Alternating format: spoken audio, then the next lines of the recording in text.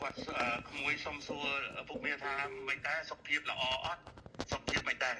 អត់អីទេល្អទេសូមអរគុណថ្ងៃអីបុណ្យឪពុកផងសុខภาพแข็งแรงดีครับโอเคค่ะบอกว่าวันนี้ได้คุยกับพี่ฮวดเรื่องชายแดนบอกว่าก็เข้าใจตรงกันว่าทั้งท่านฮุนเซนทั้งอิง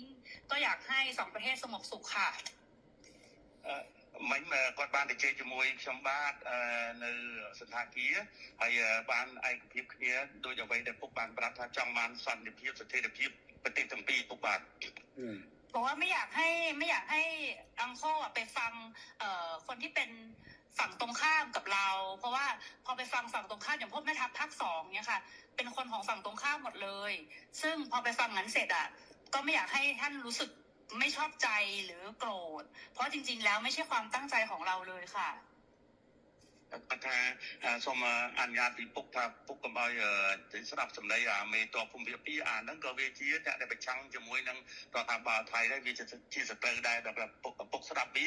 ហើយអញ្ចឹងទៅអាចធ្វើឲ្យអាรมណ៍ពុកខឹងបាទเพราะตอนนี้ทางนั้นน่ะเขาอยากจะดูเท่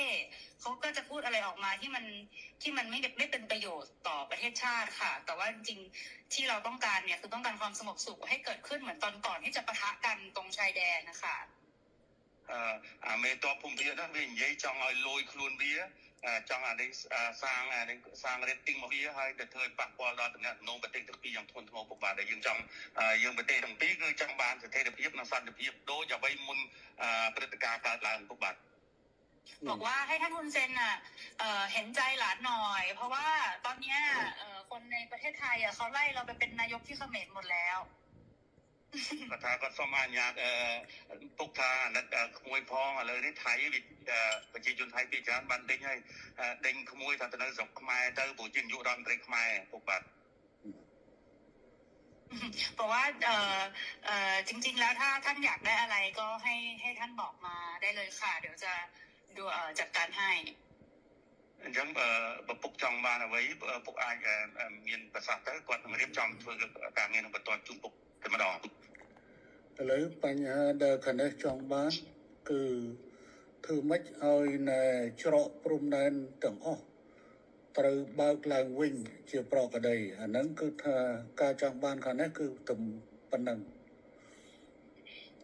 នឹងជំហានទី1ขั้นตอนที่1อยากให้ชายแดนเปิดปกติเหมือนก่อนเกิดเหตุครับโอเคค่ะตรงกันព្រោះបញ្ហាហ្នឹងដូចគ្នាយល់ដូចគ្នាបញ្ហានេះគឺខាងកម្ពុជាជាអ្នកដើរក្រោយទេតើតើខាងថៃបិទដែងដកយកបំរាមដែងបិទព្រំដែនបិទច្រកព្រំដែននេះចេញជាមុនបានកម្ពុជាចាប់ផ្ដើមអនុវត្តតាមក្រោយจริงๆเหตุการณ์เรื่องปิดชายแดนเนี่ยฝ่ายไทยเป็นคนเริ่มก่อนฉะนั้นถ้าฝ่ายไทยเนี่ยถอนคำสั่งกัมพูชาก็ตามเลยเปิดปกติរឿងនេះគឺកម្ពុជាមិនអាចធ្វើឲ្យមុនបានទេដោយសារកម្ពុជាបានខកចិត្តម្ដងហើយដោយសារកែសម្រួលកម្លាំងនៅមុំ3ប៉ុន្តែហើយថាឲ្យមានប្រក្រតីនៅតាមព្រំដែនប៉ុន្តែទីចុងបំផុតបែរជាខាងយោធាថៃនៅតែផ្កើននៅបន្តស្ថានភាពបិទទល់ដែនបិទច្រកដដែលเพราะว่าเราก็มีความผิดหวังเรื่องนึงแล้วที่การมีปัญหากันที่ช่องบกเราก็พยายามตามที่ฝ่ายไทยต้องการแล้วก็การต้องการนี่เราก็บอกว่าโอเคนั้นเราก็ทำตามนะแต่ว่าขอให้สถานการณ์เข้าภาวะปกติแต่ว่าเราถอยแล้วเราถอนแล้วเราปรับกำลังแล้วแต่ฝั่งไทยยังเอาเรื่องด่านเนี่ยมากดดันอีกឥឡូវនេះគឺខាងកម្ពុជាគឺស្នើចេះឲ្យថៃបើកច្រកទាំងអស់ឲ្យបានមុនហើយបន្តទៅកម្ពុជា